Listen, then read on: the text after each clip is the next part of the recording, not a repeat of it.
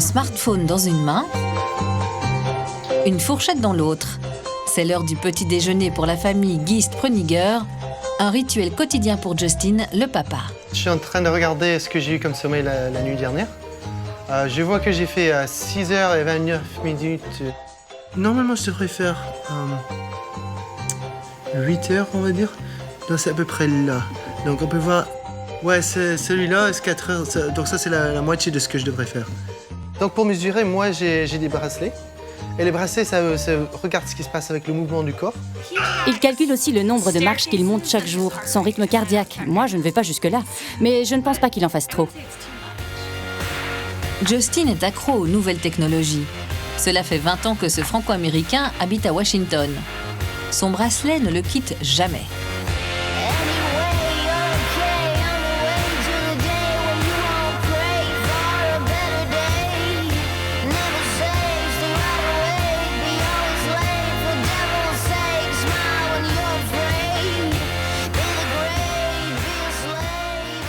Je suis en train de voir mes pas, les comparer contre mes amis et voir si j'ai le but de 10 000 par jour.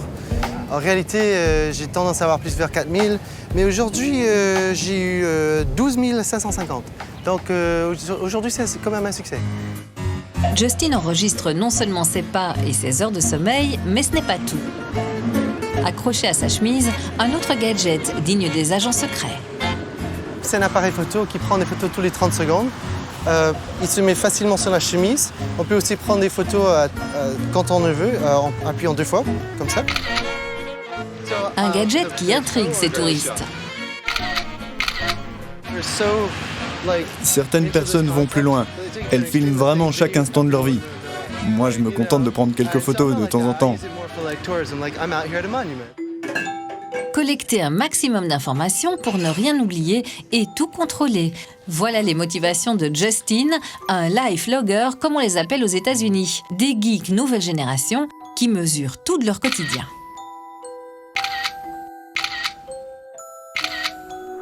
De plus en plus de personnes cherchent à mesurer et contrôler leur quotidien grâce à la technologie. Mais en fait, cela fait partie de notre nature humaine. Les recherches démontrent que cette surveillance permet de modifier plus facilement les comportements que l'on souhaite changer. Et cet engouement n'est pas prêt de s'arrêter. En leur offrant sans cesse de nouveaux gadgets axés vers la santé, les multinationales de la technologie en font le pari. Les lifeloggers se passeront bientôt des médecins dans beaucoup de situations. Mais attention aux maladies imaginaires. Internet n'est probablement pas le meilleur médecin.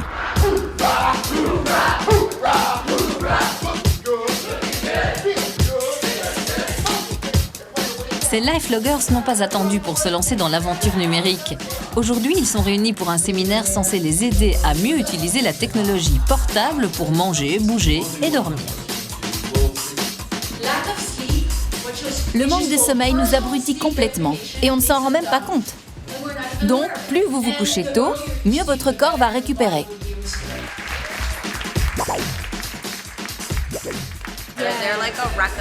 Est-ce qu'il y a un temps à respecter entre le moment où j'éteins ma tablette et le moment où je vais dormir?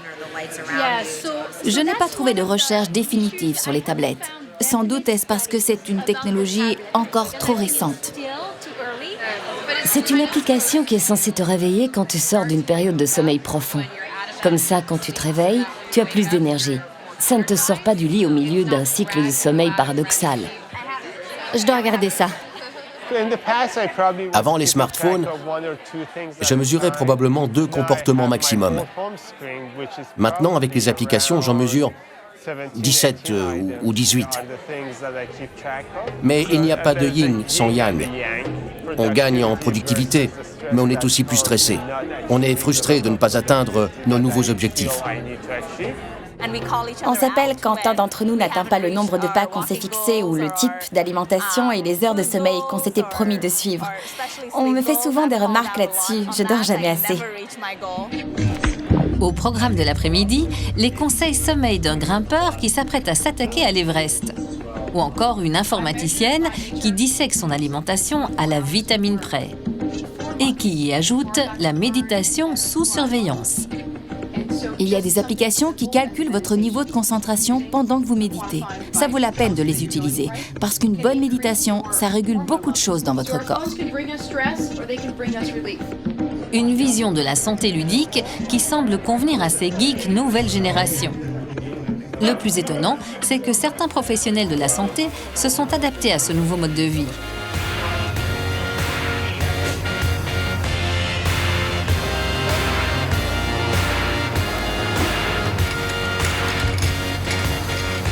La Silicon Valley, près de San Francisco. C'est ici, au milieu de jeunes ingénieurs et développeurs passionnés de nouvelles technologies, que le Dr Rutledge a posé son stéthoscope. Désormais employé par cette start-up spécialisée dans la santé connectée, ses consultations se font par écran interposé. Ah, je vois que Courtney m'appelle. Bonjour Courtney, ravi de vous voir. Comment est-ce que je peux vous aider? Bonjour docteur, je me sens un peu encombrée aujourd'hui. J'ai des douleurs au front et sous les yeux. J'ai pris des comprimés, mais ça m'affaiblit beaucoup. Effectivement, vous avez l'air un peu congestionné. Est-ce que vous avez des douleurs très vives au visage? J'ai un peu mal à la gorge, du côté gauche, comme une irritation. Je vais envoyer la prescription par mail à votre pharmacie. Vous devriez pouvoir aller la chercher cet après-midi. Parfait, merci docteur Rutledge. De rien Courtney, à bientôt. La méthode, qui permet aux patients de consulter un centre d'appel en ligne plutôt que leur médecin traditionnel, séduit de plus en plus de lifeloggers. Mais elle ne fait pas l'unanimité dans le monde médical. Les médecins reçoivent de plus en plus de données et doivent filtrer ce qui est important et ce qui ne l'est pas.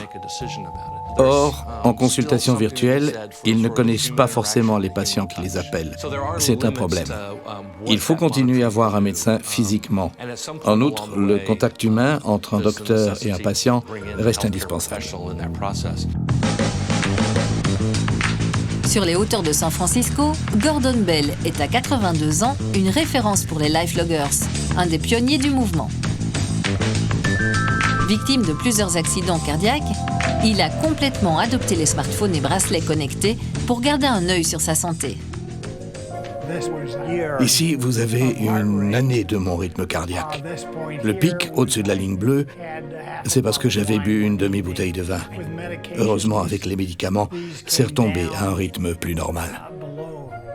Son rythme cardiaque, mais aussi ses factures, son courrier et ses reçus, Gordon scanne et numérise tout ce qui lui passe entre les mains depuis plus de 20 ans. Le résultat, 150 000 photos, 750 000 pages et 20 000 emails. La plus grande banque d'archives personnelles au monde. Il faut que nos dossiers médicaux deviennent notre propriété, qu'on puisse les contrôler. Pas seulement tous les médecins qui s'occupent de nous. Il faut que chaque information médicale soit regroupée vers un point central que nous pouvons maîtriser. Chaque année, San Francisco accueille le Quantified Self Conference, la conférence de ceux qui prennent leurs mesures personnelles. Un rendez-vous à ne pas manquer pour les lifeloggers.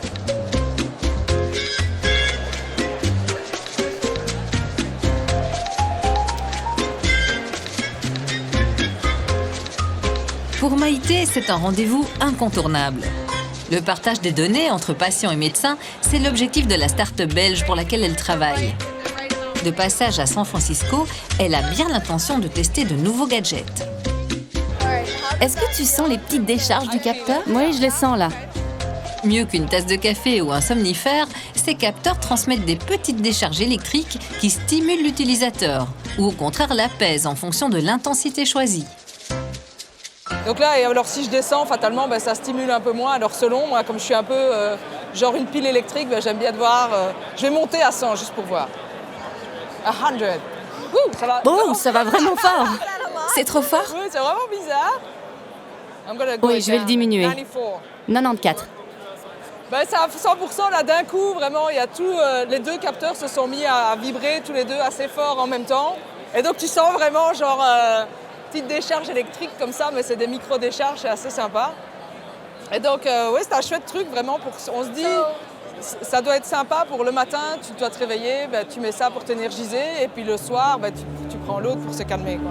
D'habitude, c'est de la mesure et de l'analyse, et là, c'est plutôt dans l'action. Donc ça, c'est assez frais et nouveau, on va dire. C'est pour une fois, on ne prend pas des données, on dit voilà comment tu te sens, c'est plutôt voilà comment tu vas te sentir. On veut vraiment que les gens puissent mettre tout type de données dans leurs dossiers médicaux. Et donc quand je vois un outil comme ça, je me dis est-ce que c'est intéressant, est-ce qu'un médecin voudrait avoir ce type d'information ou est-ce qu'il pourrait utiliser ça pour aider ses patients ou un patient qui est fatigué, quelqu'un qui est dépressif ou un enfant qui fait de l'hyperactivité, tout ça, on voit vraiment beaucoup d'opportunités, donc ça c'est bien, quoi. Des opportunités que Maïté est bien décidée à saisir, comme le passage à la conférence d'un autre pionnier du lifelogging. Cathal Gurin est un chercheur irlandais en informatique. Il enregistre les images de sa vie depuis plus de 9 ans. Pour lui, aucun doute, ces caméras embarquées ne sont pas que des gadgets. Elles sont aussi de précieux aides-mémoire. Ces lunettes sont utilisées comme une seconde mémoire. Elles vous montrent ce que vous avez fait aujourd'hui.